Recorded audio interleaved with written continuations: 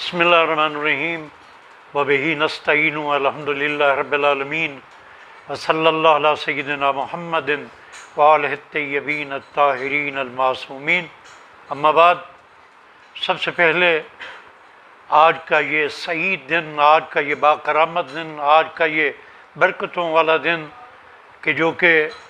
یوم ولادت باسعادت امام علی رضا علیہ السلام ہے، میں تمام کائنات عالم کے صاحبان ایمان کو عید مبارک اور ہدیہ تبریک عرض کرتا ہوں. امام علی رضا علیہ السلام دیگر ائمہ معصومین علیہ السلام کی طرح اسی الہی فریضہ کے حامل امام تھے کہ جن ائمہ معصومین نے کائنات عالم میں آ کر نبی خاتم صلی اللہ علیہ وآلہ وسلم کے جانشین کی حیثیت سے انہی امور کو انجام دیا کہ جن امور کی انجام دہی کی ذمہ داری خداوند قدوس نے نبی خاتم کو، اور پھر نبی خاتم کے بعد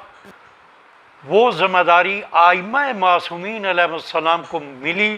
دین مبین کی ترویج کے لیے. امام رضا علیہ السلام کی عظمت خود امام موسیٰ کاظم علیہ السلام بیان کرتے ہوئے ارشاد فرماتے ہیں، اپنے بچوں کو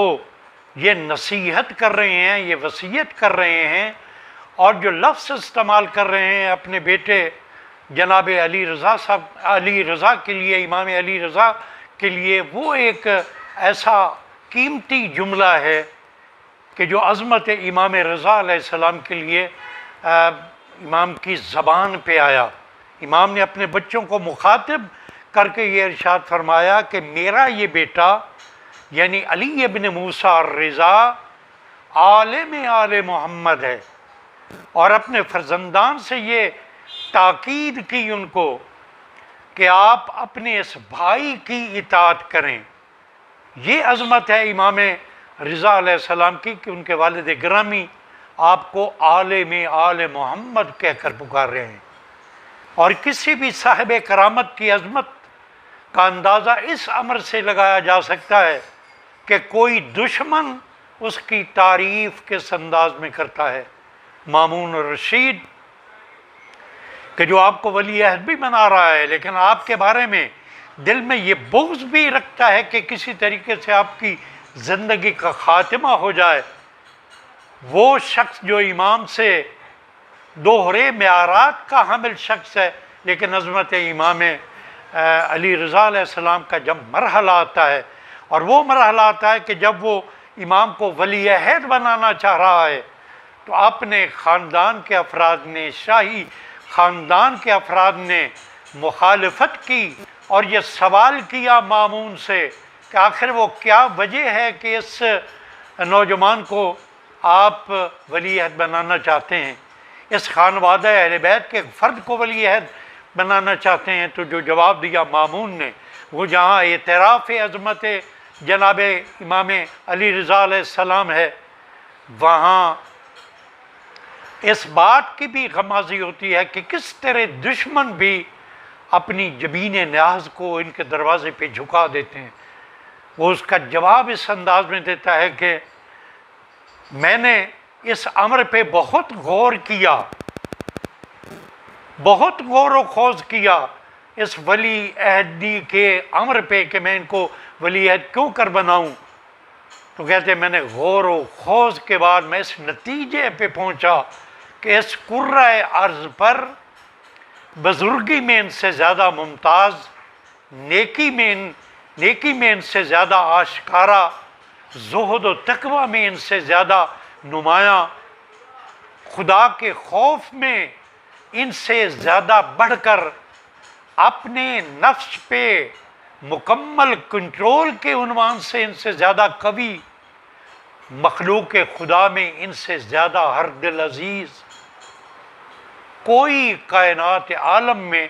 مجھے اور شخص نظر نہیں آیا. بلکہ ایک جملہ اور بھی اس کے ساتھ مامون نے ایڈ کیا